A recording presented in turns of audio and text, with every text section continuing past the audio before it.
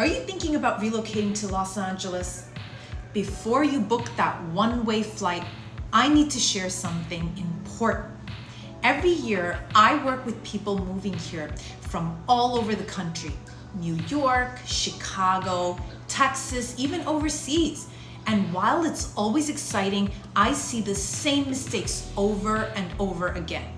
Mistakes that can cost you thousands of dollars, months of wasted time, or worse, leaving you stuck in a neighborhood that doesn't fit your lifestyle. So today, I'm going to walk you through the top mistakes relocating buyers make when moving to Los Angeles and exactly how you can avoid them. Hi, my name is Kina, your local Los Angeles Realtor. Welcome back to my channel. Trust me, if you're even thinking about moving here, this is a must watch. And stick around until the end because I'll also share my pro tips for making your relocation smooth and stress-free.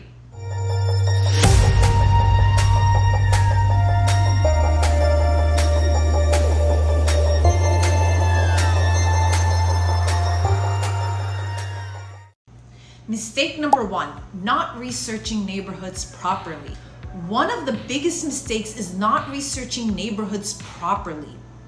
Here's what many people don't realize.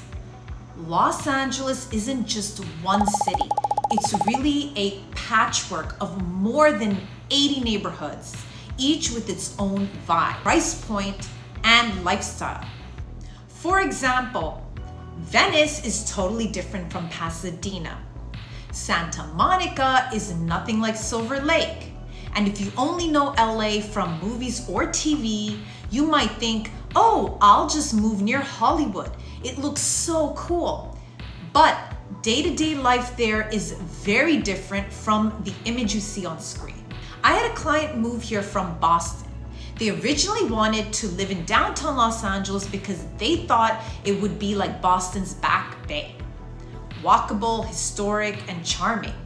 But after touring, they realized it wasn't the vibe they wanted at all. Instead, they fell in love with Culver City, a completely different feel, with a family-friendly community and great restaurants. Here's my tip. Don't pick a neighborhood based on reputation alone. Think about your lifestyle. Do you want walkability, quiet suburbs, a trendy creative scene? I always recommend starting with lifestyle first, then narrowing down to neighborhoods that match. Mistake number two, underestimating the cost. Another huge mistake is underestimating the cost of living in Los Angeles. Yes, home prices are high, but that's just one part of the picture.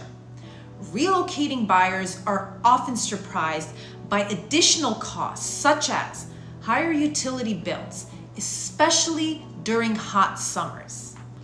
Earthquake insurance, which can be a must depending on the property.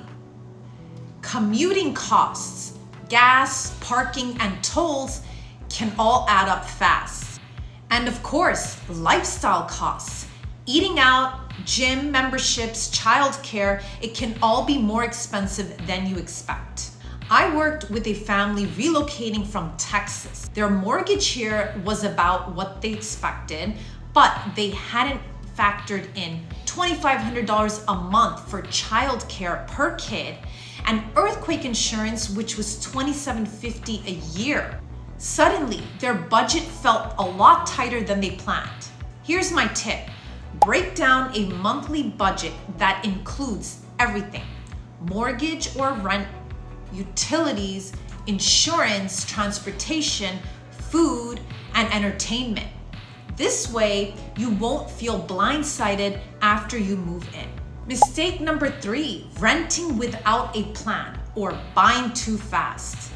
When relocating, buyers tend to go one extreme or the other.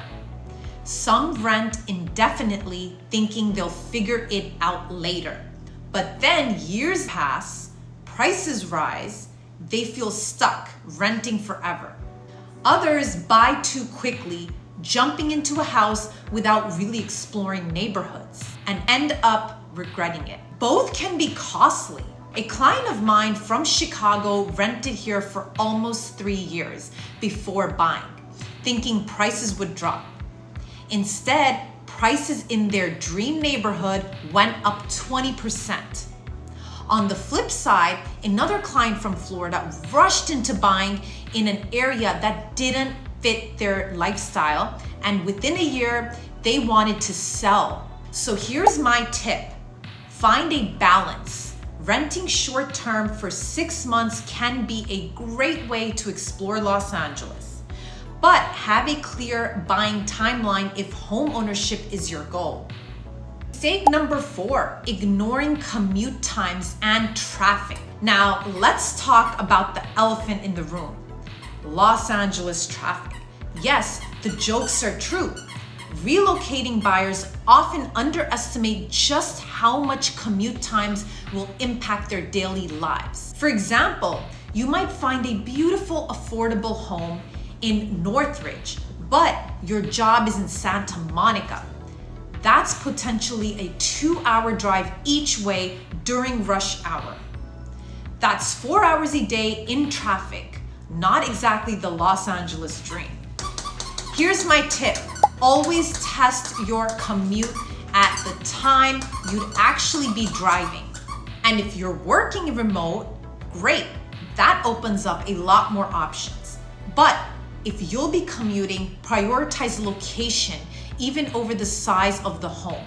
Quality of life matters. Mistake number 5, not getting pre-approved before shopping. Here's a common one. Relocating buyers start looking at homes online, fly in to tour, and fall in love with a property only to find that they can't make an offer because they're not pre-approved for a loan. In LA's competitive market, sellers won't even look at your offer without a pre-approval letter. That means you could miss out on the perfect home. Here's my tip. Get pre-approved before you even step foot in Los Angeles. That way, when you find the right place, you're ready to act. Mistake number 6, trying to navigate the process alone. The last big mistake is trying to do everything on your own. Relocating to a city as complex as Los Angeles involves a lot. Figuring out neighborhoods, scheduling tours from afar, navigating escrow, inspections, movers, utilities. The list just goes on. I've seen buyers try to handle it solo, and it usually ends up with stress, missed opportunities, or paying more than they should. Here's my tip. Work with a local realtor who understands relocation. I help clients every week by previewing homes for them, FaceTiming tours, coordinating inspections, and making sure all of the details are handled before they even land in Los Angeles. That way, the move feels smooth and not chaotic. Before I wrap up, here are a couple of bonus pro tips for relocating buyers. If possible, schedule at least one trip to Los Angeles just for exploring neighborhoods before you get serious about buying.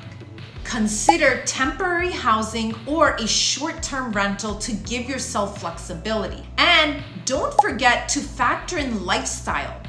Outdoor space, dog-friendly areas, or walkability might be just as important as square footage. Relocating to Los Angeles can be exciting, but only if you avoid these mistakes. To recap, research neighborhoods, budget for the real cost of living, have a plan for renting versus buying, test your commute, get pre-approved, and don't try to do this alone. If you're planning a move to Los Angeles, I'd love to be your guide. I can help you find the right neighborhood, strategize your move, and make sure the process is seamless. My contact information is below, so reach out today and let's make your Los Angeles relocation a success. And if you found this video helpful, don't forget to hit that like button, subscribe for more tips, and drop a comment telling me where you're relocating from. I'd love to hear your story. When I first moved to Los Angeles, I moved in 2016 not knowing anything about the city. I didn't even know where I wanted to live, where I wanted to stay, what I wanted to do. I was so confused, I was so lost. All I knew is that I wanted a change from the East Coast. I'm originally from Washington, D.C. area, born and raised. And I initially stayed at an Airbnb for a whole month before making a move. I just wanted to know what parts, what neighborhoods, and that helped me so much. I saved time, I saved money, rather than jumping into signing contracts or buying a place. It took me several years to figure out where exactly I want to live in Los Angeles, what side I want to live in. There's the east side, there's the west side. I picked the west side of Los Angeles. And although I was very careful before moving to Los Angeles, I still took every little tiny baby step to get to where I'm at right now, versus making rash decisions and ending up in a bad situation.